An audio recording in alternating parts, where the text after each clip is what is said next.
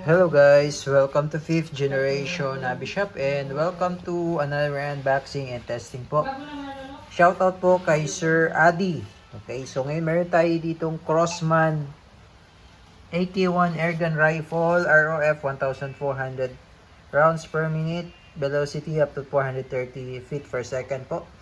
Ito po ay CO2 powered, chambered in 4.5mm steel ball. Bulitas po ang bala. Ayan.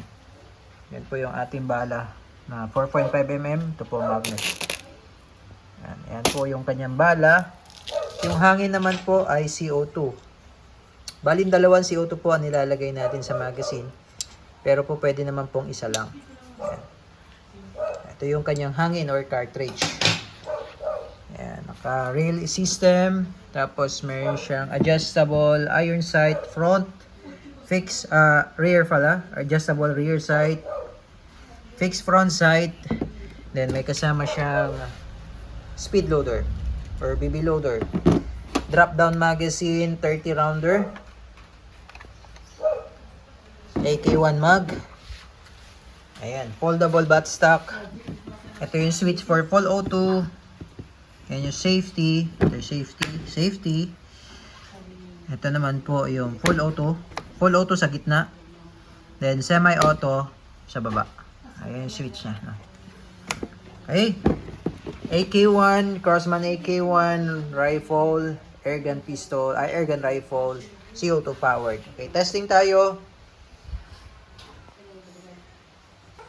Okay, so ito po yung magazine niya. So kung gagamit kayo ng BB loader, bali sasagad nyo lang po yung spring sa dulo. Yan, meron naman siyang lock. Tapos lagay mo lang siya dyan. Ganyan. Yan, tapos push mo lang siya. So maglo-load yan.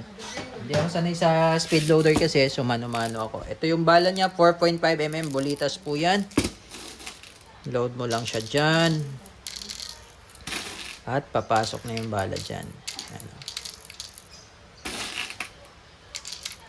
Pupunuin natin kasi may full auto to para matesting natin kung gaano kaganda ang kanyang performance. Okay, so loaded tayo, puno. Ngayon, dito yung kanyang takip. Yan, meron pong naka-indicate first. So, ibig sabihin, itong side na to, ito po yung una nating lalagyan ng CO2. Lagyan lang po natin ng kaunting oil muna. Ito po, sa may left side, lalagay tayo ng CO2. So, may kasama siyang Allen tool.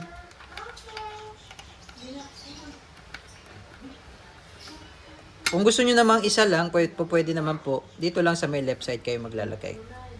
Okay? Ayan. Then, mas maganda po kasi dalawa para mas matagal po.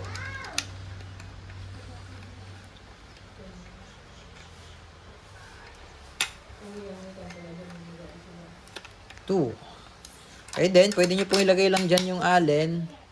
And then, lock. Ayan, okay. And then, ito pong bat niya, napo-fold po yan. Okay, dito lang po yung push button yan. Push nyo lang, tapos fold. Ayan. Napo-fold siya. Ayan. Bago nyo siya i-fold, push mo muna. Okay, tapos yung sight niya na-adjust po yan. Ayan. Na-adjust yan. Elevation. Okay, ito yung kasahan. Lagay natin sa safe. Safe. Yan yung full auto. Yan naman yung semi-automatic. Okay. Ito yung mag-release. Ito mag-release. Okay. And testing. Crossman AK-1 airgun rifle. 430 APS. Okay. Testing po. Bali na-adjust din po siya. Yung bat niya. And Crossman AK-1. Okay, testing po natin yung full automatic. Okay, full auto. Yan po yung ating target and firing. Okay, durog-durog, semi-auto. Wow. So, pag wala ng bala, open slide, open chamber pala. Release mag lang. Ito yung release. Yan. Then, Hammer down. Sorry. Pwede mo siyang kasadin, release. Hammer down. Okay? So, yun po. Crossman AK1. Turog. Airgun rifle.